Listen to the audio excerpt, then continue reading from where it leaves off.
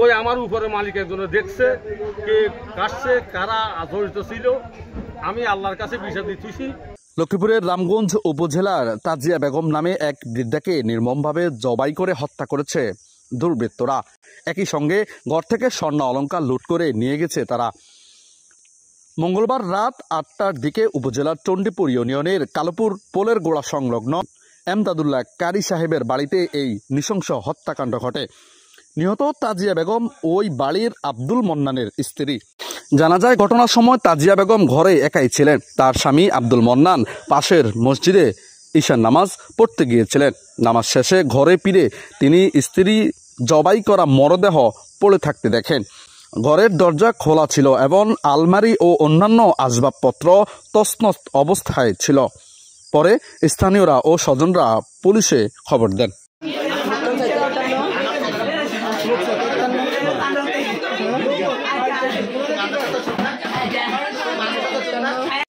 স্বামী আব্দুল মন্নান জানান, আমি প্রতিদিনের মতো মসজিদে নামাজ পড়তে যাই। ফিরে এসে দেখি দরজা খোলা। ঘরে ঢুকেই স্ত্রীর রক্তাক্ত মরদেহ পড়ে আছে। পরে মনে হয় ঘরে ঢুকেই কেউ বা কারা তাকে হত্যা করে গয়না নিয়ে পালিয়ে গেছে। আমাদের কারো সঙ্গে কোনো শত্রুতা নেই। তিনি আরও জানান, তার স্ত্রী সাধারণ জীবনযাপন করতেন এবং কারো সঙ্গে কোনো বিরোধ ছিল না। খবর পেয়ে রামগঞ্জ থানা পুলিশ ঘটনাস্থলে পৌঁছে মরদেহ উদ্ধার করে থানায় নিয়ে যান। ময়নাতদন্তের জন্য লক্ষ্মীপুর সদর হাসপাতালের মর্গে পাঠানো হবে। পুলিশের প্রাথমিক ধারণা এটি একটি পরিকল্পিত ডাকাতি বা চুরির ঘটনা হতে পারে। রামগঞ্জ থানার ভারপ্রাপ্ত কর্মকর্তা ওসি মোহাম্মদ আবুল বাশার জানান, ঘটনাস্থল পরিদর্শন করা হয়েছে। প্রাথমিকভাবে মনে হচ্ছে এটি লুটপাটের উদ্দেশ্যে সংগঠিত একটি হত্যাকাণ্ড। তদন্ত চলছে। দোষীদের দ্রুত আইনের আওতায় আনা হবে। ঘটনার পর পুরো এলাকায় চরম আতঙ্ক ও শোকের ছায়া নেমে এসেছে। স্থানীয় বাসিন্দারা দ্রুত অপরাধীদের গ্রেপ্তার ও বিচার দাবি করেছেন। আপনার আর অন্য সন্তানটা কি করে, মানে ওরা কোথায় বসবাস করে? আমার 2 ছেলে 2 মেয়ে। 2 মেয়ে দুজন বিয়ে দিয়ে এসেছি। ছেলে 2জন, একজন গত পরশুদিন আসে বাড়িতে, 4 দিন আগে আসে, গত পরশুদিন বাড়ি থেকে চলে গেছে।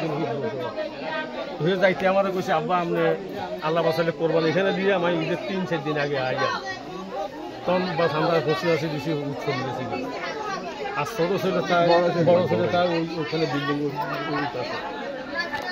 তো আমি 8টা 5-এ মাগরি এশার নামাজ 8টা বাজনে আজান দিছি। আমি ঘর থেকে বাড়িছি 8টা 5-এ। 8টা 5-এ বাইরেই আমি মসজিদে গেছি। মসজিদে যাই আমি নামাজ পড়ির দাম তো এখন বর্তমান না। আমি তো আর চাই না আর কি নিছে না নিছে। আমি ঘর আই তো এই দেশে ঘুরি উঠছি। আমি তো আর এখনো চাই না। এখন আর কিছু তো নিছে না আছে, এটা তো আমি চাই দেওয়ার। আমি ব্যাপার হয়েছে যেটা চোখে দেখি নাই, আমি এই কথা এখন কাউকে আমি সন্দেহ করতে পারি না। আমি কি চাচ্ছি বলতে, এই দেশে তো এই দুনিয়ার বিচারে আমার কিচ্ছু হইতো না। ওই আমার উপরে মালিক একজনে দেখছে কে কাটছে, কারা জড়িত ছিল, আমি আল্লাহর কাছে বিচার দিতেছি। আল্লাহ কাল কিয়ামতের দিন আসরে মাঠে কাল বিচার হবে।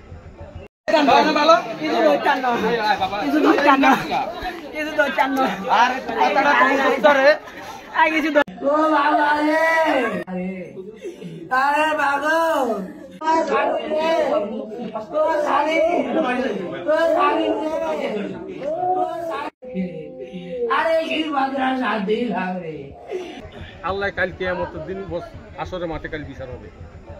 আমি দুনিয়ার বিচার চাই না। বিচারে কি হইব? বিচারে কি হইব?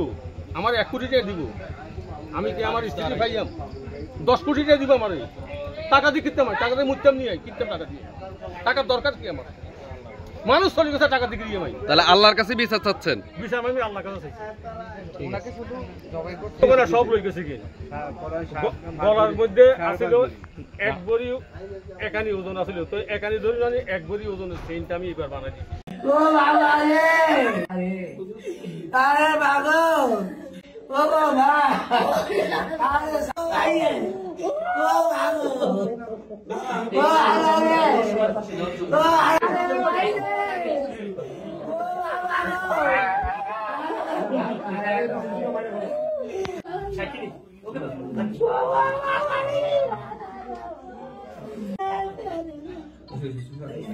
বাবা গো, আরে বাবা দিল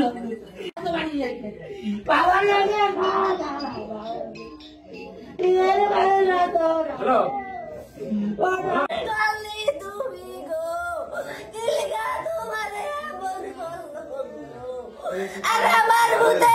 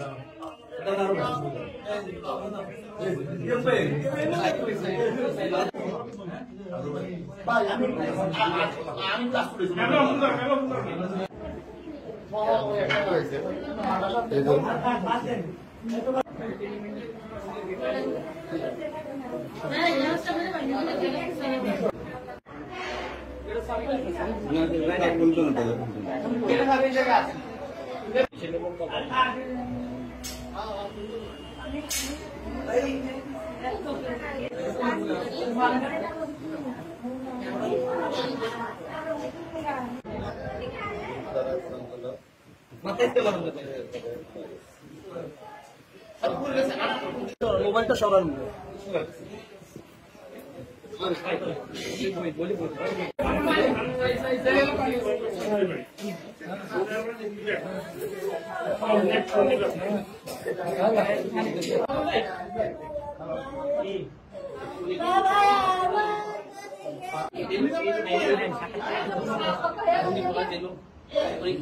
বাবা